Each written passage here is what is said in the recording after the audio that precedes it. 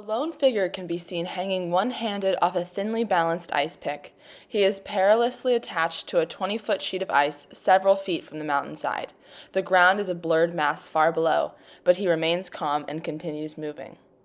2 years after the release of Free Solo, climbing has captured the nation's attention.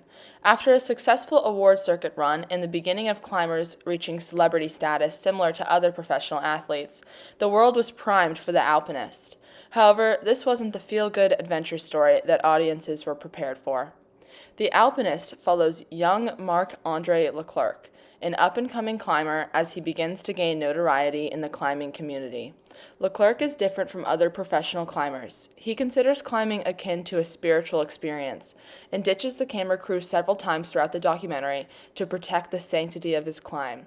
Leclerc practices a type of climbing called alpinism, where he uses combined hand and ice pick techniques to climb both barren rock and ice. Leclerc is goofy and awkward, and the audience watches as he makes connections with fellow climbers, locals, and the camera crew. The documentary ends with his untimely death and the impact he made on those he left behind. The Alpinist begins with an interview with Alex Honnold, the star of Free Solo and renowned climber. He tells a story of his own encounter with Leclerc and the friendship they built after Leclerc broke one of Honnold's records.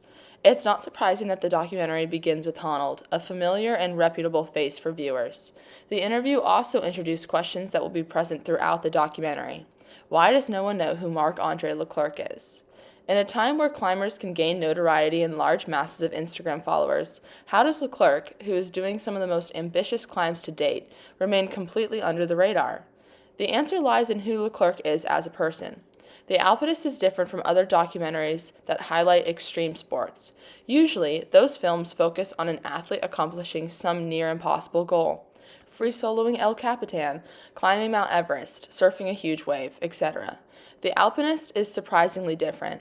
Although we do follow Leclerc's accomplishments, they're not the focus of the film. Instead, the focus is him, his personality quirks, his family, how he got into climbing, his past.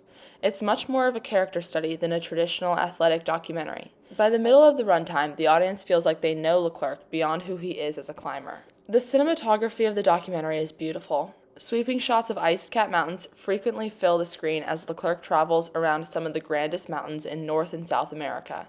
The filmmakers also employ casual interviews to create personability for the different people introduced, rather than formal sit-downs. The narrative of the Alpinist, however, is slightly jarring. The third act of the story experiences a drastic change in tone as the camera crew learns of Leclerc's disappearance after a dangerous climb. His gear is eventually found in the aftermath of an avalanche, but no body is recovered.